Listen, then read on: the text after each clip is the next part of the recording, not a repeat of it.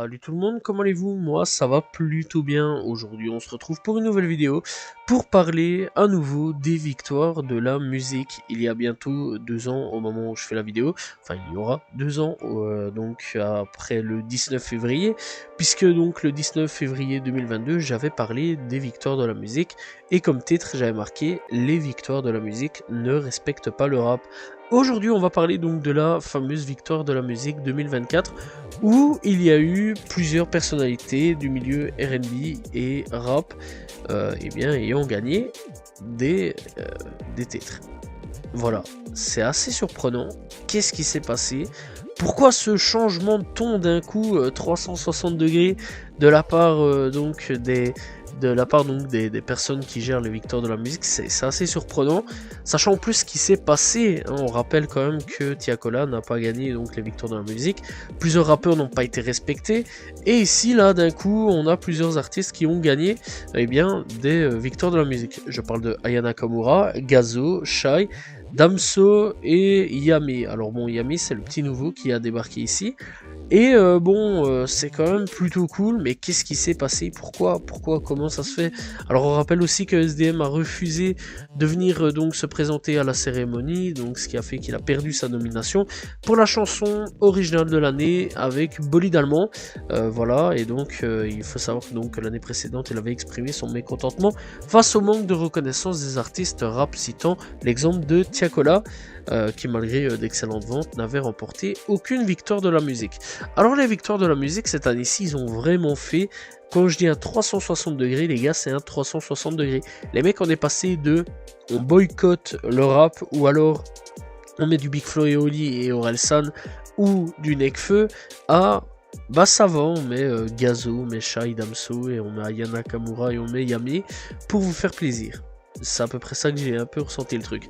Alors, est-ce que c'était réel leur victoire de la musique, ou alors est-ce que c'était un petit coup de pub en mode on vous a entendu les gars des réseaux sociaux, Twitter, Instagram, Facebook, on vous a entendu, ne vous inquiétez pas, on sait que vous n'êtes pas content, on le sait, on l'a vu et on s'en fout, mais voilà, on va vous faire gagner vos artistes rap, au moins vous allez fermer votre grande bouche et vous allez arrêter de nous casser les pieds, et ainsi on va continuer l'année prochaine avec nos artistes de variété à faire gagner des prix. C'est comme ça moi personnellement que je l'ai ressenti. Bref, donc ici cette année-ci il faut savoir que Gazo et Vianney étaient dans le même classement, on va dire, voilà, dans le même truc. Alors je sais plus vraiment ce que c'était, mais c'est pas grave, on s'en fout. Donc voilà, ils étaient ensemble donc pour la même victoire. Ils ont gagné tous les deux, ça c'est quand même plutôt cool à ce niveau-là. Mais bon, on sentait que c'était un peu l'obligation de rajouter Vianney quelque part. Bon, après j'ai rien contre Vianney, voilà, moi j'aime bien sa musique, j'ai aucun problème là-dessus, j'écoute de temps en temps, ça passe à la radio, j'écoute, voilà, il a des très belles chansons, mais voilà quoi, tu sentais vraiment qu'il y avait un peu cette obligation de mettre Vianney. Voilà, et ça c'est un peu triste là-dessus. Bon, ce qui est quand même cool là-dessus, c'est qu'on a eu Aya Nakamura, on a eu donc Shai, on a eu Yami, on a eu donc Gazo, on a eu Damso là-dessus qui ont gagné des prix. Ça c'est quand même plutôt cool.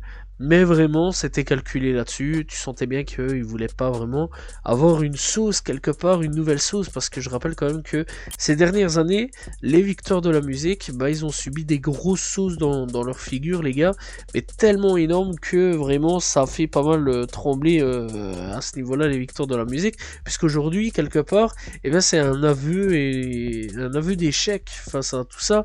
Puisque quand je parle d'aveu d'échec, c'est pour eux, pas pour le rap, puisque quelque part, bah, ils voulaient pas décerner de prix, et quelque part, bah, ils ont été un peu obligés de décerner un prix. Cette fois-ci, vu le bordel et l'engouement qu'il y a eu l'année passée, je rappelle quand même que ces 2 dernières années d'ailleurs, il y a eu vraiment une soulevée, là, les gars, de monde contre les victoires de la musique. C'était incroyable comment les victoires de la musique se sont fait incendier sur les réseaux sociaux. Je pense pour ceux qui ont peut-être pas compris, qui ont pas vu, etc., vous avez raté une chose, parce que franchement l'année passée sur Twitter, sur Instagram, les victoires de la musique ils se faisaient allumer dans tous les sens du terme. Et encore, je suis gentil quand je dis allumer dans tous les sens du terme, mais très sincèrement c'était très très violent là-dessus. Et Eh bien, avec tout ça, on est arrivé le résultat des Flammes. Les Flammes, donc, qui sont arrivées avec leur première édition cette année 2023. Et c'était pas non plus le meilleur truc chaud du monde. Voilà, pour ma part, il y a eu des flops, il y a eu des réussites sur pas mal de choses. Voilà, tels que les présentateurs, et pour ma part, était un flop total. J'aurais préféré Driver du début jusqu'à la fin. Ou alors des gens vraiment travaillant dans le rap, Mehdi Maizy, etc., présentant du début à la fin avec Driver, etc. J'aurais trouvé ça beaucoup plus cool. Bref, donc ici, c'est vrai quand même que ouais, les Flammes, quand même, je pense qu'ils ont un petit peu participé à tout ça. Parce que les Flammes, on va pas se mentir quand même que c'est une cérémonie qui réunit que les rappeurs, que le R&B, etc.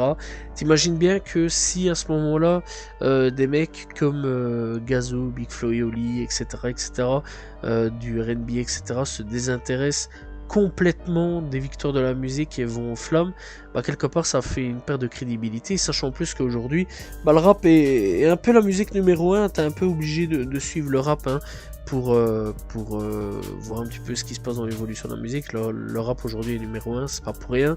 Nous, les jeunes, etc., les plus jeunes, ou même, enfin, maintenant les plus jeunes, j'ai quand même je vais quand même bientôt avoir sur mes 27 ans, voilà, mais clairement, ouais, les plus jeunes, les personnes qui ont 30, 40 ans, la vingtaine, etc., eh bien, eux, ils écoutent du rap, voilà, vraiment, des gens des années 80 qui ont connu NTM, IAM, etc., et qui continuent encore sur certains artistes d'écouter du rap. Nous, on a grandi avec des mecs comme Lafouine, Booba, puis après, moi, je suis passé à Or Noir, SCH, voilà, Or Noir de Caris, SCH avec A7, PNL, j'ai connu tout ça, voilà, donc vraiment on a fait grandir le mouvement, j'ai connu des mecs comme Sefiu, Cynic, voilà, la vieille époque aussi, et clairement, ouais, tu comprends vraiment qu'on a fait grossir, hein, le rap, et c'est un peu obligé, c'était clairement obligé de suivre le rap, et clairement, malheureusement, bah, les victoires de la musique n'ont pas suivi vraiment cette hype qu'il y a autour du rap, cette force qu'il y a autour du rap, et vraiment c'est assez dommage à ce niveau-là, sauf pour des mecs comme Big Flo et Oli, comme Orelsan, voilà, qui malheureusement, bah, c'était que eux qui gagnaient, etc. Je critiquerai pas Orelsan, je critiquerai pas Big Flo et Oli, c'est des artistes que j'apprécie quand même, voilà, à ce niveau-là. Orelsan, je me tue quand même à ses albums depuis son début de carrière, je pense. Voilà, je pense que je le connais depuis son premier album. Voilà, en plus c'était mon cousin qui me l'avait fait découvrir, j'avais bien kiffé à ce niveau-là étant plus jeune. Et bah voilà, quand même, ouais, à ce niveau-là, bah il y a eu une évolution sur pas mal de choses, mais malheureusement c'était toujours les mêmes qui gagnaient. Et encore une fois, Tiagola, bah malheureusement pour lui, il n'avait pas gagné, il a échappé à une victoire qu'il l'aurait dû avoir, ça on s'en souvient tous, c'est assez dommage à ce niveau-là. Bref, cette année-ci, est-ce que le rap a eu quelque part sa revanche? Ou alors, est-ce que le rap, bah, quelque part, s'est fait un peu, encore une fois, manipuler et ont été un peu les dindons de la farce par eh bien, les victoires de la musique? Pour ma part, je pense clairement que ça a été un peu les dindons de la farce. Ils se sont fait avoir, mais c'est le jeu, voilà. Ils ont gagné des trophées, mais malheureusement, bah, pour eux, je pense que c'était surtout un aveu d'échec de la part des victoires de la musique et que l'année prochaine, soit ils vont continuer dans leur travers, ou soit l'année prochaine, bah là à ce moment-là ils mettront des artistes sur le devant de la scène, rap bien sûr, et ça ce sera quand même plutôt cool. Bref, en tout cas, que dire de plus? Bah félicitations bien sûr aux personnes qui ont gagné les victoires de la musique, totalement mérité, voilà, rien d'autre à dire à ce niveau-là. Il était temps que la culture hip-hop se fasse un petit peu, ait un petit peu de reconnaissance dans les victoires de la musique, et j'espère voir un petit peu plus souvent ce genre de choses.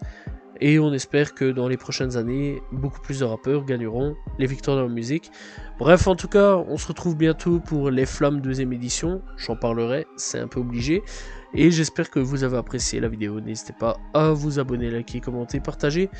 Salut tout le monde. Ciao, ciao.